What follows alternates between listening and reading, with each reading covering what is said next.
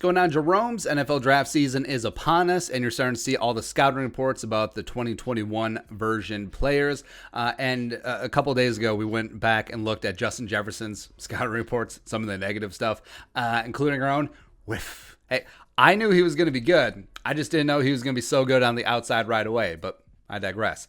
And we wanted to take a look at one of Kirk Cousins' scouting reports. This is from Bleacher Report, and it's really hilarious about how astute it is. Like, I don't know Ellen Dumanjic from A Hole in the Wall, but he hit it. It's pretty damn good. So start off at the top. Michigan State's Kirk Cousins is one of the most intriguing quarterback prospects in the draft. I don't know if I go that far. I mean, this was the draft with Andrew Luck and RG3 and Russell Wilson and Ryan Tannehill. So no. He has a lot of qualities that NFL teams look for at the position. No, I don't want to start this video. Bleacher Report. I don't want to start this video. I don't want to start the slideshow. I don't want to do anything. NFL teams look for a position, most notably intangibles. Cousins often praised for his great work ethic and leadership, yet doesn't make all the necessary throws to win football games. That's very good. This begs the question, what exactly does Kirk Cousins bring to a team, and what are his strengths and weaknesses? Join me as I delve into his game. What does he bring to the table? A fat bank account. Let's go. Strength. Pro-style offense. While at Michigan State, Cousins operated a multifaceted or multiple offense that helped prepare him for the next level. He worked under center and in the shotgun while also making checks at the line, which you don't see him making too many checks with the Vikings. Do you? Like, go back and watch a game. Like, how many audibles do you see Kirk Cousins calling at the line? Maybe it's cognitive dissonance, or maybe it's actually a thing. I don't know. Furthermore, there were motions and shifts of the skill positions that he was responsible for before the snap. Hey, Le'Veon Bell, go over here. Hey, Le'Veon Bell, go over there. Right. When dropping back, he executed many 3- and 5-step drops while throwing a plethora of 2-man reads. So, first guy in open, second guy in open. I guess I'm sacked or throwing an interception. This is commonly seen at the next level as well as in college, but he was not limited to only short drops. Cousins went through several progressions as well. Yeah, Kirk Cousins on a 7-step drop behind a very bad offensive line. How many times have we seen that? It's not great. A weakness is decision making. One of the aspects of Cousins' game that I question is his decision making. He is a very intelligent individual, fact, but he has a tendency to force throws into tight windows where there are several defenders in coverage, fact.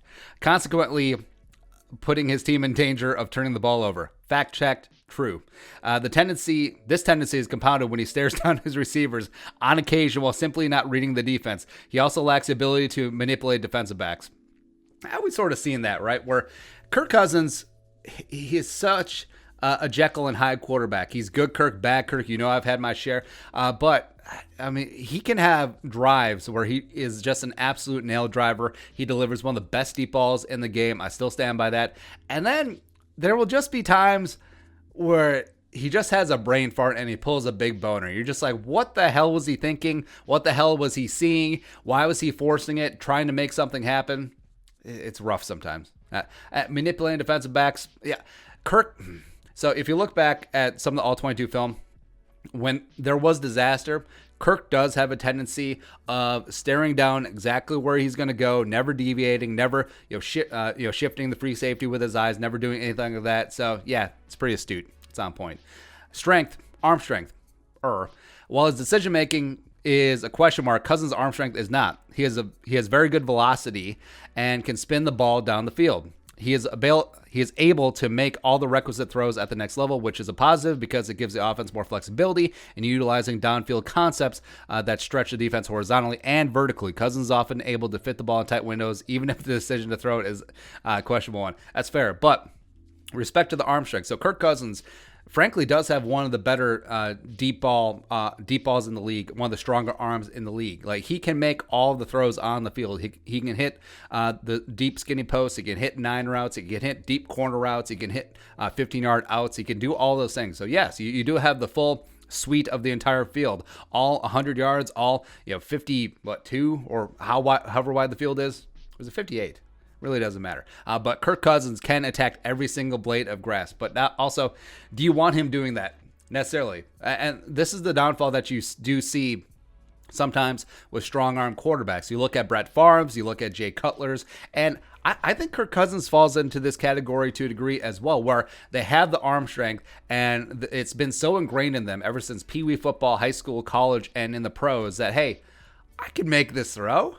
I got the arm to do this. I can squeeze it between 3 defenders. Justin Jefferson's out there somewhere. Shoot. And it can get you in trouble. Next up, weakness, pocket presence. Kirk Cousins has a problem with pocket pressure. He does not often handle it well, especially when it comes up the middle and at his feet. He tends to panic, and the quality in his mechanics tends to drop, causing poor throws. Fact check, true. There are also instances in which Cousins will leave the pocket despite a lack of pressure, seeing ghosts. When this happens, it distorts the receiver's routes, disrupting the timing of the offense. Now, respect. Kirk Cousins, his time in Minnesota, has had good offensive linemen, but he has not had a good offensive line as a whole. It's consistently up there in terms of the most pressure quarterbacks in the league, usually top 10, usually top 5. But he hasn't adapted to it. In Washington, he was spoiled when he had prime Trent Williams, Morgan Moses was doing good, Brandon Scherf, etc. But he just hasn't adapted to it. Now, to a degree, in 2020, he's just started running, which they'll get into mobility in a second. But that's not pocket presence. Like, that is okay. Sure, you picked up the sticks here and there, or picked up a chunky yardage, but no, can you move in the pocket? Even though, yes, you are getting immediate heat in your face. Can you sidestep? Can you take a half step in the pocket? Can you step up? Can you avoid the rush because you can feel it around you? Still keep your eyes downfield with your cannon arm and still deliver a good ball. We haven't quite seen that yet, and I don't know if you can teach an old dog new tricks at this point. Strength.